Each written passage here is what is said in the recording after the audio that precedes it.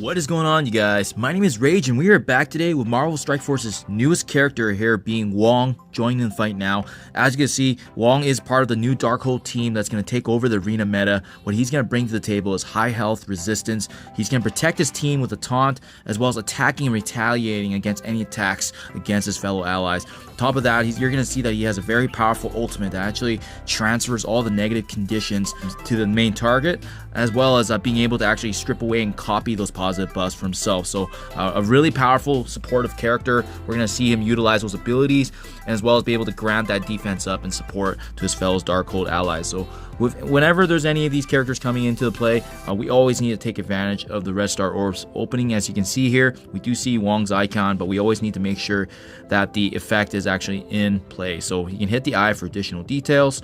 And what I like to do is hit the eye again, scroll to the bottom. You can do the 2 or 3. Usually they're the best chances here. And if you scroll to the bottom, you should be able to see an increase in the 15% hit here. So we're going to go ahead, we're going to open a few orbs and take a closer look at his kit, as well as preemptively the T4 recommendations for Wong. That said, you guys, we're good to go. I always do like the budget, about 10 orbs, give or take, and aiming for a 2 red or a 3 red. So we got 94 today, and keep in mind, a lot of characters are coming out in the game, so you do want a budget. You want to make sure you stick to your budget, because before long, these orbs can definitely run out, and then you won't even have a chance to unlock a new potential character. So that's always the risk, right? 94, let's go ahead and see how our luck is today. And generally, whenever I don't get any hits with the featured character, that's when I would opt to actually open an Elite 4 or Elite 5, depending on the luck. But Wong looks very powerful on paper, you guys, so I'm not gonna lie, he is definitely enticing to use that for. Not too much luck here right now. We've opened up 4 already. Let's continue going. Oh wow, purple. Darn, got me excited there. So unfortunately it didn't land, but you know, at least the good news is we do get duplicate credits, which can then be funneled into the Elite 4. So keep going here. Yeah, just not lucky at all today. Not even a 2 red here. So we may have to actually opt to use an Elite 4 and see how that looks, because I like how this is going right now. Usually when the luck doesn't end up here. Oh wow, there we go. Before we even hit 10 total, and the 3 red is actually what I was aiming for. So that does hit my quota right there. We got 85 now, and again, it's saving up the rest for new characters coming into the fold here. So there you guys have it. That's the 3 red that I was aiming for.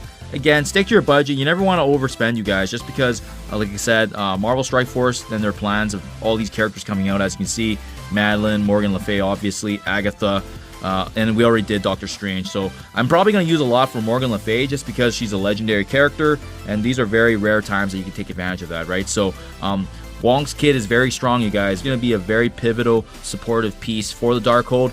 Arcane Kick is his basic attack. Essentially attacks the primary target for set damage, but as we level this ability, you can see he actually has an inherent cleanse here. You can see that he actually clears negative conditions from the most injured Darkhold ally or himself.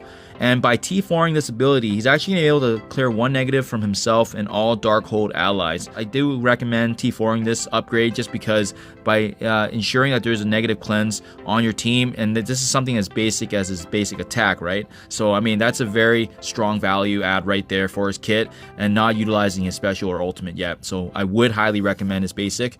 Dash Strike is a special, attacking the primary target for percentage of the piercing damage. By leveling this ability up, bonus attacks do apply, and as well increased damage. But the notable thing once again is that when you T4 this ability, he actually ignores defense up. So doesn't matter if a character actually has it, it's always going to ignore it right away.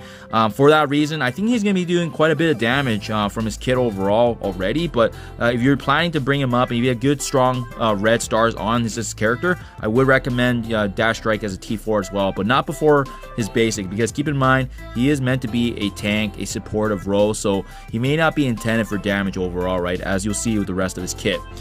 Portal Barrage is his ultimate here, and as you can see, this is going to be his tanking ability. He's going to gain taunt, and furthermore, if Doctor Strange Heartless or Doctor Strange is an ally, he's also going to gain Safeguard up to a maximum of 2 times. And for those of you who may or may not know, Safeguard is essentially a condition that stays on top of your buffs, that ensures that your buffs cannot be taken away. So if you have Safeguard, even if you have an enemy that's meant to take away positive buffs, he's going to retain that.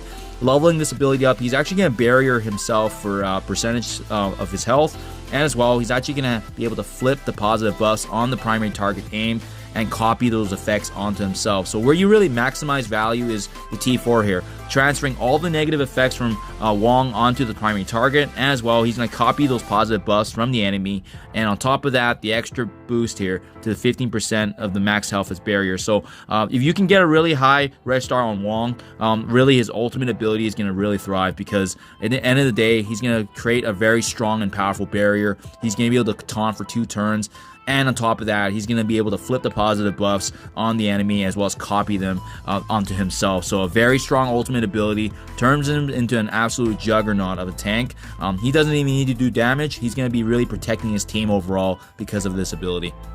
And lastly, if you guys didn't think the good stuff just ended there, the Guardian of Ancient Knowledge is his passive, and it's a very formidable passive as well. Whenever an enemy attacks this character or any Darkhold ally, he's actually going to retaliate, so as long as they don't have an ability block. And he's going to do that for piercing damage, which bypasses the armor, right? So whenever his health also drops below 30%, it clears the taunt. So that way it ensures that he's not going to be the sole focus of damage whenever he's weakened and he has a taunt. As well, whenever it's his turn and there's a barrier effective on Wong, he's actually going to apply deflect as well, up to maximum 2 times. So this includes both himself and Darkhold allies. Continuing the leveling this ability, he's also going to have defense up for the rest of his team, as well as giving them an extra increase in armor. And as well, like I said here earlier, the deflects do apply a higher level when you boost it up. And whenever an enemy does attack himself or Darkhold ally, that attack actually gets retaliated 3 times with piercing damage. So he's just going to be attacking non-stop whenever any of his fellow allies are attacked. And the T4 is a high recommend, because as you can see, the defense up now actually lasts for 2 turns. They get an additional boost in armor, and the rest of the Darkhold allies gains even more armor. So this is just the T4 must recommendation.